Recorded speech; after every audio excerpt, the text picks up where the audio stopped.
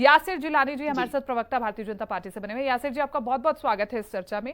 हमारे साथ निरंजन पौधार जी भी बने हुए हैं, राजनीतिक विश्लेषक के तौर पर इस पैनल में मौजूद है। निरंजन जी, आपका भी बहुत बहुत स्वागत है इस चर्चा में। निरंजन जी, आगामी चुनावों को देखते हुए एक बार फिर से आम आदमी पार्टी की ओर से बड़े बड़े वादे किए गए हैं कि महिलाओं के खाते में 1,000 रुपए पहुंच जाएंगे, अगर सातों सांसद इंडिया अलायंस के होंगे तो फिर डीडीए के काम भी नहीं रुकेंगे, और फिर पुलिस भी कहीं ना कहीं आपकी सेवा के लिए लगा दी जाएगी। तो जब तमाम ये वादे जनता के सामने रखे जाते हैं तो एक बार तो जनता जरूर सोचती है। आपको क्या लगता है कि इस बार के चुनाव में क्या भारी पड़ने वाला है, तमाम ये जनहित के वायदे या फिर प्रधानमंत्री नरेंद्र मोदी का चेहरा? देखिए बिंदल जी, आप इस चीज को समझिए कि इन चुनावों के अंदर तो नरेंद्र मोदी भारी पड़ने वाले हैं। इस चीज से कोई इनकार नहीं कर सकता, और ये चीज मैं नहीं कह रहा हूं, ये चीज आम आदमी पार्टी और कांग्रेस स्वयं कह रही है। ये बात मैं क्यों कह रहा हूं? ये बात मैं इसलिए कह रहा हूं कि आप मुझे एक बात बताइए कि दिल्ली के अंदर गठबंधन दोनों पार्टियों का, यानी मिलकर के चुनाव लड़ेंगे, और पंजाब के अंदर दोनों आमने सामने लड़ेंगे। ऐसा क्यों भाई? अगर दोनों की विचारधारा सेम है, अगर दोनों के मान लीजिए आपस में गण मिलते हैं, तो फिर पंजाब में अलग अलग क्यों लड़ रहे हैं? दिल्ली में इसलिए लड़ रहे हैं ना क्योंकि इनको दिख रहा है कि भाई बिना मिले यहाँ पे तो हम मैदान में ही नहीं है, यहाँ बिना मिले तो कोई हमारा चांस ही नहीं है। और पंजाब के अंदर भारतीय जनता पार्टी कहीं ना कहीं कमजोर है, इसलिए हम आमने सामने लड़ सकते हैं वहां पे।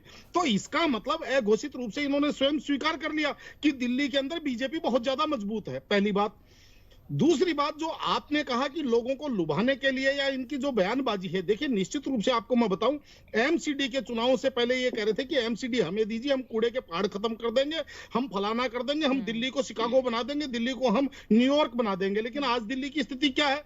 आप सड़कों के किनारे देखिए, जो पहाड़ दिल्ली के बॉर्डरों के ऊपर हुआ करते थे, वो पहाड़ जो डलावगर पे हुआ करते थे, वो कूड़े के पहाड़ आज सड़कों के किनारे दिखाई दे रहे हैं। एक बार इनके निगम पार्षदों को, एक बार मुख्यमंत्री जी को बोलिए कि जनता के साथ ड्राइव करें, जनता दिखाएगी कचरा कहां इकट्ठा कर रही है आपकी सरकार, आपकी एमसीडी की सरकार।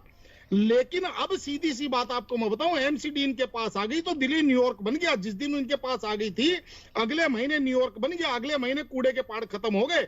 क्यों हो गए कूड़े के पहाड़? क्योंकि वहां पे जाना बंद कर दिया। तो जैसे कबूतर जब आंख मीच लेता है तो बिल्ली दिखाई देना बंद कर देती है, तो इसका मतलब वैसे ही अब कूड़े के पहाड़ दिखाई देना बंद कर दिया। और रही बात, मेरे को एक चीज नहीं समझ में आई कीर्ति जी, आज तक इनके पास ऐसा कौन सा अल्लादीन का चिराग है कि जिसको घिसते ही दिल्ली के काम अभूतपूर्व हो जाते हैं और दिल्ली के अंदर पता नहीं कितना बड़ा विशाल विकास हो जाता है, और अगले ही दिन ये कहना चालू कर देते हैं हमें केंद्र सरकार काम नहीं करने दे रही, हमारे को एलजी काम नहीं करने दे रहा, जो सेक्रेटरी हैं, जो सचिव लेवल के जो अधिकारी हैं, वो हमारे को हमारी फाइलें पास नहीं कर रहे, हमारा रेवेन्यू पास नहीं कर रहे, हमारा फंड हमें फंड नहीं दे रहे। भाई दोनों में से एक बात करो कि या तो आपको काम करने दे रहे हैं और आप भूतपूर्व काम कर रहे हो, और या आपको काम नहीं करने दे रहे, तो इसका मतलब काम नहीं हुए। अब ये दोनों बातें एक साथ कैसे चल सकती है? ये दोनों बातों में से डिसाइड करना होगा। लेकिन निरंजन जी, इसी के साथ साथ भारतीय जनता पार्टी की भी बात कर ली जाए। भारतीय जनता पार्टी के लिए इस बार का ये जो सियासी मैदान है कितना मुश्किल दिखाई दे रहा है, क्योंकि जिस प्रकार से पिछली बार अभूतपूर्व जीत हासिल हुई थी, क्या उस बार उतना आसान है ये रण भारतीय जनता पार्टी के लिए? नहीं कीर्ति जी, निश्चित रूप से देखिए, दोनों के साथ आने के बाद में कहीं ना कहीं भारतीय जनता पार्टी के जो प्रत्याशी हैं, इनको पसीना बहाना पड़ेगा। अगर ये साथ में नहीं लड़ते तो आप ये समझ लीजिए, जो भारतीय जनता पार्टी के सातों प्रत्याशी घर बैठ करके अपना चुनाव जीत सकते थे, यानी कि समझ लीजिए पूरी नींद लेकर के भी अपना चुनाव जीत सकते थे। लेकिन आज की तारीख के अंदर कहीं ना कहीं भारतीय जनता पार्टी के लिए एक समझ लीजिए चिंता का सबब है, और ये निश्चित रूप से पसीना बहाना पड़ेगा, और जनता से डोर टू डोर इनको आप ये समझ लीजिए पूरे वो काम करने पड़ेंगे जो चुनाव जीतने के लिए एफर्ट्स करने पड़ते हैं। उसमें से हम दो चार चेहरे तो हम पढ़ रहे थे, उनकी प्रोफाइल के बारे में पढ़ रहे थे कि वो ऑलरेडी जनता के बीच में एक्टिव हैं। भारतीय जनता पार्टी की कैंडिडेट्स की बात की जाए तो उसमें से दो चार की प्रोफाइल के बारे में मैं खुद पढ़ रही थी। ठीक है, मैं माफी के साथ इस चर्चा को समाप्त कर रही हूं। आप सभी का बहुत बहुत शुक्रिया इस चर्चा में जुड़ने के लिए। मैं इस चर्चा को आगे नहीं लेकर के जा पाऊंगी क्योंकि वक्त की